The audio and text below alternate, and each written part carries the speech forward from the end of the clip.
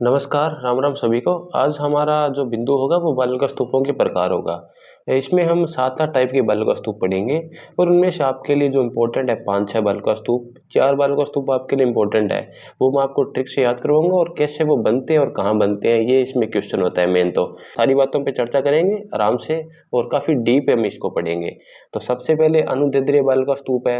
ये हवा के समांतर बनते हैं, हवा के अनुरूप बनते हैं। हवा जब तेज गति की होती है तो ये बनते हैं और इन बालक स्तूपों में वनस्पति आवश्यक है, अति आवश्यक है और इनको पवनानुवर्ती भी बोला जाता है। इनके अन्य नाम भी है जैसे शीफ, वनस्पति युक्त रेखीय है, वनस्पति विमुख रेखीय है, अलभ स्तूप, रेत कटक, ये इसके नाम है।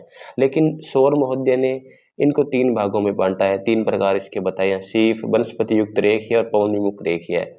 शीफ कौन से होते हैं? बरखान की एक भुजा जब आगे निकल जाती है अपर्दन से या हवा के निक्षेपण से, तो ये शीफ बालक स्तूप बनते हैं। विश्व में जितने भी मरुस्थल है उनमें से थार का जो मरुस्थल है वहाँ पे सर्वाधिक बालक स्तूप अनुदैर्ध्य पाए जाते हैं, बाकियों में कम पाए जाते हैं। लेकिन यदि पूछ ले थार में सबसे ज़्यादा कौन से पाए जाते हैं, तो पैराबोलिक है। दोनों बातें अलग अलग है। भी थार में सारणु ज़्यादा किसा है? पैराबोलिक है। लेकिन सारा मरुस्थल है जितना भी दुनिया में, मान लो 100 मरुस्थल है और अनुदैर्ध्य बालक स्तूप किसा मरुस्थल में हाईएस्ट है, तो थार के माए। ठीक है। और ये कहाँ पाए जाते हैं? जैसलमेर में पाए जाते हैं, बाड़मेर में पाए जाते हैं। उत्तर पूर्वी भाग है जो दसज्योति, मेंथा नदी, लूणी जवाई के पार्श्ववर्तीय भागों में पाए जाते हैं। इनमें कॉरिडोर होते हैं। कॉरिडोर किसको बोलते हैं? बीच में एक राह है, एक मार्ग है बीच में, वन कॉरिडोर बोला है। भटकर ऊंट टप्पा नहीं, भटकर ऊंटा काफिला टप्पा है तो मैंने कारवा मार्ग बोला है। सहारा मरुस्थल में गासी बोला इन्हें। अब इनमें से आपको क्या पूछा जा सकता है? तो एक तो पूछा जाता है कि हवा की दिशा क्या हो तब ये बनते हैं। एक ये पूछा जाता है कि इनके नाम क्या क्या हैं, तो ये नाम है इनके और कहाँ है ये। तो तीनों बातें आप याद करांगा। अनुदैर्ध्य मुँह थे द्रय निकाल लो द्रय। द्रय से मतलब में भी जिस भी बंदे में द्रय होता है वो नहीं आपके राह जावे। मान लो यहाँ सड़क है तो वो यहीं चल रहा है, वो पुट्ठो सीधो कौन चल है। द्रय है नहीं, बिन कोई मतलब कौन है लोगों। तो ये हवा के समांतर चलते हैं। द्रय से मतलब सीधा चल रहा है तो हवा के समांतर और हवा के अनुरूप चलते हैं। सिंपल है, याद हो गया। 3 नाम थाने याद करना पड़सी। अब ये बनते कहाँ कहाँ हैं, आपको मैं एक छोटी सी हिंट देता हूँ। आपको अनुप्रस्थ, अनुदैर्ध्य, बरखान, ये तीनों आपको याद हो जाएंगे आराम से। देखिए आप इस मैप में देखिए, हमने सबसे पहले पढ़ा अनुदैर्ध्य जो हवा के समांतर चलते हैं। मान लो हवा यहाँ जान ला रही है, अब हवा कैसे चलती है? हवा मान लीजिए ऐसे चलती है तो ये ऐसे ही बनते हैं, इकट्ठा बना गए ये एरिया मणसी। ठीक है। अनुदैर्ध्य बालक स्तूप है वो यहाँ पे बनते हैं, ये आप याद रखना, यहाँ पे बनते हैं ये। ठीक है। उसके बाद हम आगे पढ़ेंगे अनुप्रस्थ। अनुप्रस्थ कहाँ पे बनते हैं? अनुप्रस्थ यहाँ पे बनते हैं। आपको जिले नहीं रटने हैं, आपको सिर्फ लोकेशन दिमाग पे होनी चाहिए कि अनुदैर्ध्य तो उसने वीडियो में बताया था कि पश्चिमी साइड में बनते हैं यहाँ पे, और अनुप्रस्थ जो है वो यहाँ पे बनते हैं।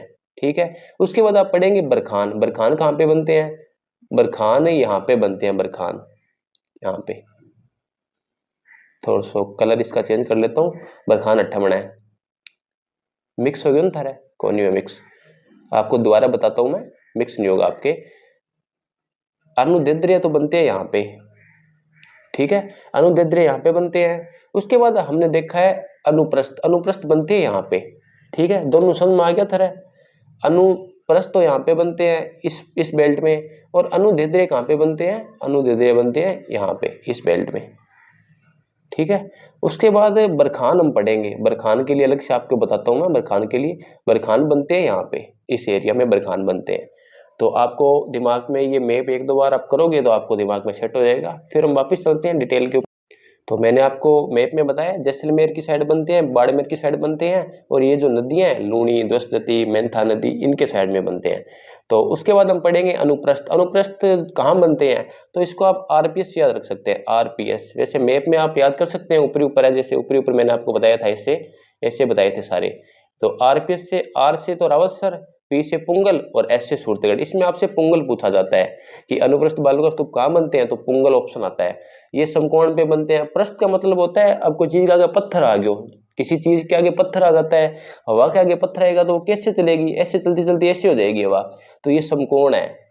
अब पूछा जाता है कि कौन से बालक स्तूप हवा की समकोण पे बनते हैं, तो अनुप्रस्थ बनते हैं। प्रस्थ का मतलब पत्थर, हवा के समकोण।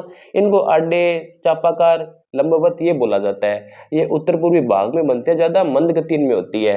अनुदैर्ध्य तो तेज गति होती है, इनमें मंद गति होती है। केस कहाँ बनते हैं? आरपीएस मैंने आपको बता दिया।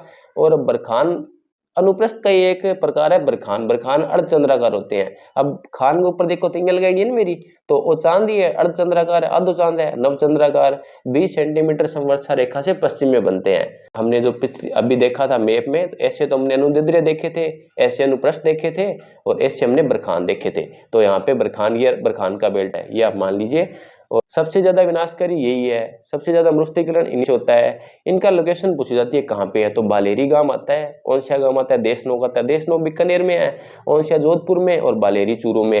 ए बी डी से याद रख सकते हैं आप इनको, तो आरपीएस से ऊपर वालों को, और इसको एबीडी से। सी नहीं करना आपको, ए बी डी करना है। और मध्यम वेग होता है, और जिस साइड से हवा चलती है, पवन मुखी जो ढाल होता है वो उत्तल होता है, इनका मंद होता है पवन मुखी ढाल, और पवन विमुखी ढाल है वो अवतल होता है, वो तीव्र होता है। और इनकी ऊंचाई है वो 10 से 20 मीटर होती है। इन दोनों सिरों के बीच में जो चौड़ाई होती है वो 100 से 200 मीटर होती है। और अंग बिचाड़ा अवागी घर्षणु एक गड्ढो बन जाए, गड्ढा ने थल्ली या ठांठ के वह, इसमें जल बनने के बाद सरोवर सरोवर बनते हैं। तो ये आप याद रखना थोड़ी सी बातें। और नवीन बरखान है वो मेठा नदी सिक्कन में बनते हैं। तो ये बातें आपको याद करनी पड़ेगी थोड़ी सी, बाकी मैंने आपको कुछ बातें याद करवा दी। अब उसके बाद है पैराबोलिक। इसका क्वेश्चन आता है कि इसकी ढाल के बारे में पूछा जाता है या हेयरपिन के बारे में पूछा जाता है। अब पै से परबलिक, पै से पिन, और पै से पुट्ठा। पुट्ठा से मतलब है उल्टे। अब बाकी जो बालिका स्तूप है ना, जैसे ऐसे हवा चल रही है, तो इन बालिका स्तूपों का ढाल है वो हवा की साइड, जिस साइड से हवा आ रही है वहां पे उत्तल होगा, मंद ढाल होगा। लेकिन अंग में पुट्ठो काम है, उल्टा काम है। जिस साइड से हवा चल रही है उस साइड से इनका ढाल अवतल होगा। ये बात आपको याद रखनी है। पुट्ठा किसा है? पराबलिक है। और थार में सर्वाधिक कौन से मिलते हैं? परबलिक मिलते हैं। सागर के तटवर्ती भागों में बालू निक्षेपण से ये बनते हैं, और आंशिक वनस्पति इनमें पाई जाती है। बस ये तीन की डिटेल आपसे पूछी जाती है। बाकी जो बालिका स्तूप है उनके बारे में डिटेल नहीं पूछी जाती है, उनका लोकेशन नहीं पूछी जाती है, वो हम याद करेंगे। ये आप मैप से एक बार फिर से देख लीजिए। अनुदैर्ध्य तो यहाँ पे है, और अनुप्रस्थ यहाँ पे है, और बरखान यहाँ पे है। अनुप्रस्थ में आरपीएस, आर से रावतसर, पी से पुंगल, एस से सूरतगढ़, एवीडी, ए से ओंसिया, बी से बालेरी, डी से देशनोक। और नेटवर्क ऊपरी ऊपर नेटवर्क होता है ना, जैसे ऊपरी ऊपर, अब कमरा ऊपर चढ़ना बड़ा पानगामा में, तो नेटवर्क का है। उसके बाद आपसे पूछा जाता है तारा बालू का स्तूप। इसकी लोकेशन पूछी जाती है। 3 से ज्यादा बुझाएं हैं वो तारा बालू का स्तूप है, 2 या 3 से ज्यादा बुझाएं हैं। पी एम एस, पी से पोखरण, एम से मोहनगढ़, एस से सूरतगढ़। मोहनगढ़ और सूरतगढ़ आपसे पूछा जाता है ऑप्शन में। उसके बाद नेटवर्क है। अब जो बालू स्तूप है ना, बरखान हो गया, अनुदैर्ध्य, अनुप्रस्थ, इनके बीच में जो बनते हैं, इनको जोड़ते हैं, उन्हें नेटवर्क बोला जाता है। ये नेटवर्क उत्तर पूर्व में ऊपरी ऊपर नेटवर्क है, मानगढ़ का नहीं, हिसार भिवानी का नहीं। और नेब खाए झाड़ियों के सारे निर्मित, सिर्फ झाड़ियों के सारे नेब खाए। और सब्बर का बीज है, ये छोटी छोटी झाड़ियों और घास के झुंड के पीछे जो बनते हैं उन्हें सब्बर का बीज बोलते हैं। अवरोधी में आपसे एक ही क्वेश्चन पूछा जाता है कि जीवावशेष स्तूप कौन से हैं, तो अवरोधी है, पुष्कर, नागपाड़, बूढ़ा पुष्कर, बिचून पहाड़ी है, इनके साथ ये बनते हैं।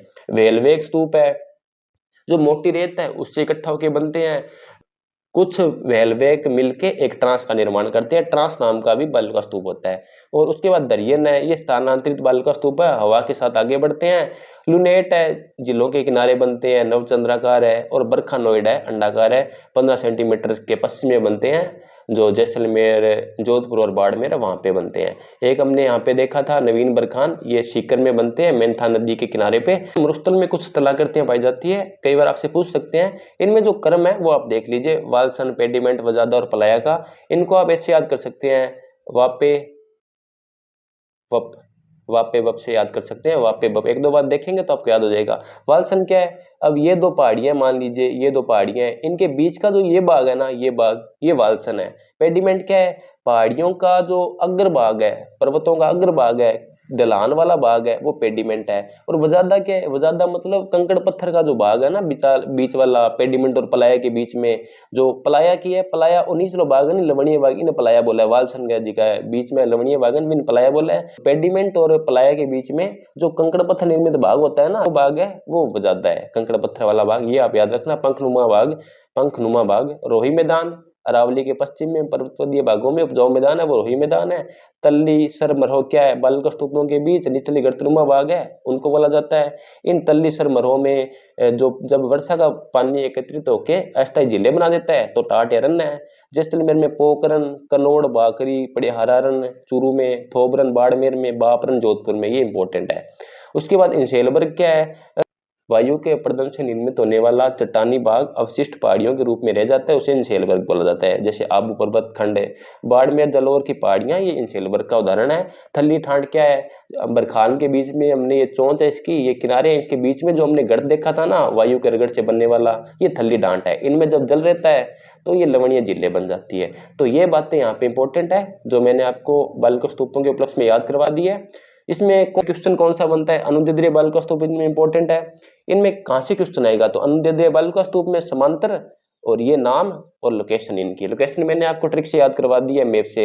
अनुप्रस्थ में आपको आरपीएस याद रखना है, समकोण पे बनते हैं। पुंगल याद रखना है आपको, बरखान में अर्धचंद्राकार आपसे पूछा जाता है, ये नाम आपसे पूछे जाते हैं। और उसके बाद परवलिक है, पुट्ठा, मतलब इनमें आपसे एक ही बात इंपॉर्टेंट है, एक तो हेयरपिन वाली, एक इनका ढाल कैसी होती है, किस साइड में। अब वानक्रिया आपसे पूछ सकता है बाई चांस, और सर्वाधिक थार में ये मिलते हैं।